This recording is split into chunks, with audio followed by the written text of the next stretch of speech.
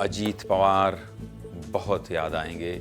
आज देश के तमाम राजनीति के बड़े चेहरे अजीत दादा को श्रद्धांजलि देने और उनके अंतिम दर्शन के लिए पहुंचे थे। महाराष्ट्र के अजीत दादा गुरुवार को पंचतत्व में विलीन हो गए।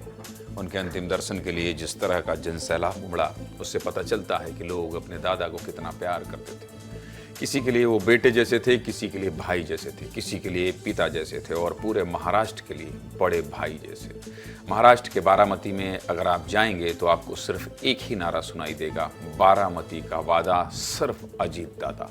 और आज वही अजीत दादा अपने बारामती को छोड़कर चले गए। तस्वीरें बहुत भावुक करने वाली हैं, इसलिए हर तस्वीर आपको विस्तार से दिखा देता हूं। देखिए, गुरुवार सुबह 7:50 पर अजीत पवार के पार्थिव शरीर को अस्पताल से बाहर लाया गया। अस्पताल के बाहर पहले से ही लोगों की बहुत भीड़ थी।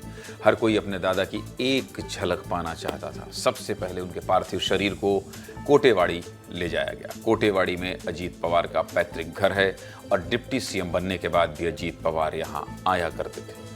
काटेवाड़ी वाले घर पर भी समर्थक बड़ी संख्या में मौजूद थे। भीड़ बहुत ज्यादा थी और सबकी चाहत सिर्फ एक थी कि किसी तरह अजीत दादा के अंतिम दर्शन हो जाएं।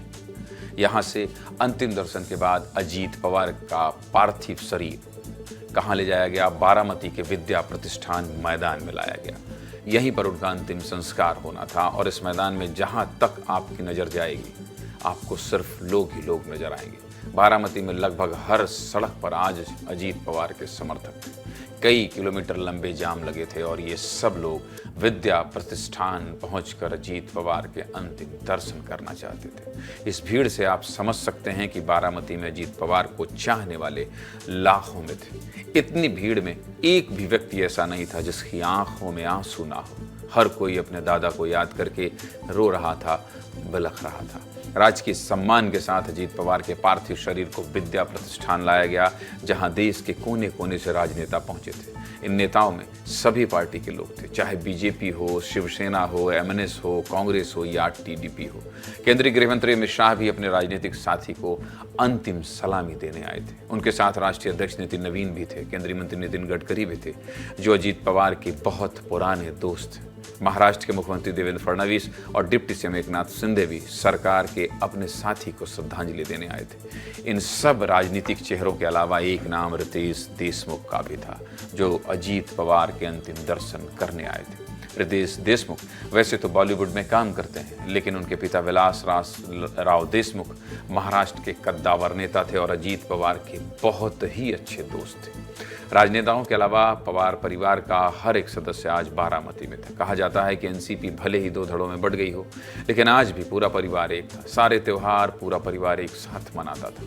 परिवार के मुखिया शरद पवार, उनकी बेटी सुप्रिया सुले, अजीत पवार की पत्नी और राज्यसभा सांसद सुनेत्रा पवार, अजीत पवार के दोनों बेटे पार्थ और जय पवार, सभी लोग बारामती में थे। पहले सुनेत्रा पवार ने अजीत पवार के पार्थिव शरीर पर गंगा जल अर्पित किया। उसके बाद दोनों बेटों ने पिता के शरीर को मुखाग्नि दी।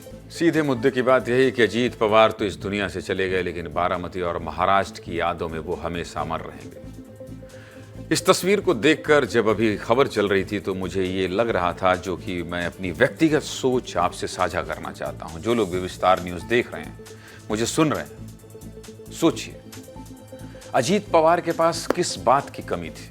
कद्दावर नेता थे, शरद परिवार के परिवार से आते हैं, महाराष्ट्र के डिप्टी सीएम थे। एक झटके में उनकी मौत हो गई। कभी कभी मैं अपने साथियों को कहता हूं, अपने आसपास के लोगों को कहता हूं कि छोटी छोटी बातों पर आप कई बार बड़ा बड़ा गुबार पाल लेते हैं। आपको कई बार लगता है मुझे ये हासिल है, मुझे ये हासिल नहीं है। कई बार ये लगता है वो मुझसे ज्यादा बेहतर कर रहा है, मैंने ये मंजिल हासिल नहीं की। लेकिन सच क्या है? आज अजीत पवार हमारे बीच नहीं है। और ऐसा सिर्फ अजीत पवार एक बड़ी शख्सियत थे, बड़ा नाम थे, इसलिए नहीं कह रहा हूं।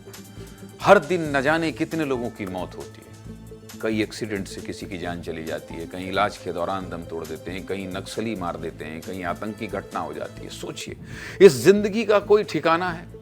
बिल्कुल नहीं, बिल्कुल नहीं।